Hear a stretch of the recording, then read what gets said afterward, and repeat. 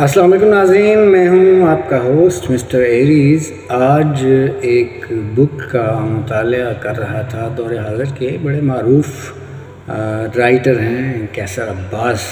کتاب کا نام بھول گیا ہوں لیکن کنٹینٹ بہت دل کو لگا تو آپ کے لیے میں نے سوچا کہ آپ کو پیش کرتا ہوں۔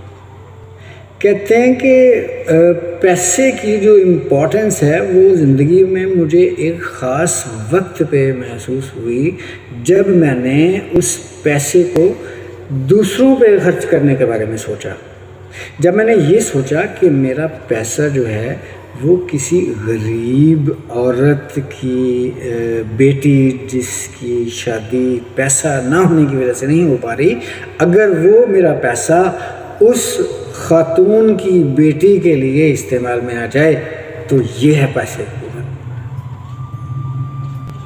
اس کے بعد کہتے ہیں کہ اگر کسی مرتے ہوئے شخص کسی ہاسپٹلز میں ذلیل و خوار ہوتے ہوئے پیسے نہ ہونے کی وجہ سے علاج اس کا جو ہے وہ پراپر نہیں ہو پا رہا اور وہ زندگی اور موت کی کشمکش میں ہے،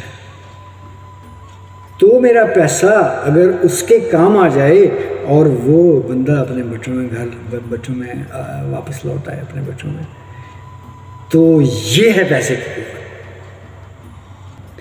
کسی یتیم کی کفالت ہو جائے آپ سے، کسی بھوکے کو آپ کی وجہ سے کھانا مل جائے، تو یہ ہے آپ کے پیسے کی قوت۔